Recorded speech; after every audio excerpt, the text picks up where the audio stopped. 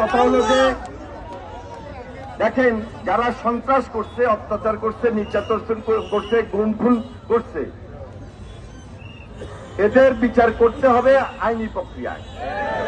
কিন্তু আমরা যদি কেউ আইনকে হাতে তুলে নিই, সেই বিচার কিন্তু হবে না।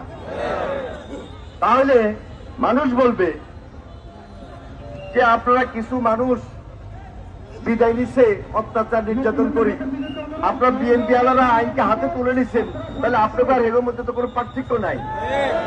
এই জন্য আমরা কিন্তু আইনকে হাতে তুলে নেব না।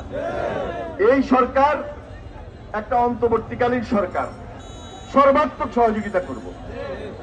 আমাদের তো চাওয়া পাওয়ার কিছু নাই। আমরা এখন এই যে উনি বলল যে ঈদ মুবারক, আমরা মুক্ত পরিবেশে ঈদের আনন্দ যেটা পালন করতেছি, এটাই তো আমাদের চাওয়া পাওয়া। আমরা কেউ এমপি মন্ত্রী হবে এই চিন্তা এখনো করি না। আমরা তো কম অত্যাচারিত না, কম নির্যাতিত না। যে ভাইটা খুন হয়েছে, হয়তো আমরা খুন হই নাই,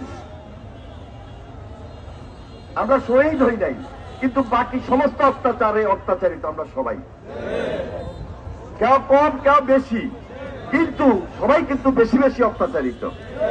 তো যাই হোক, আমরা আইনকে হাতে তুলে নিব না, 1 নাম্বার ওয়াদা।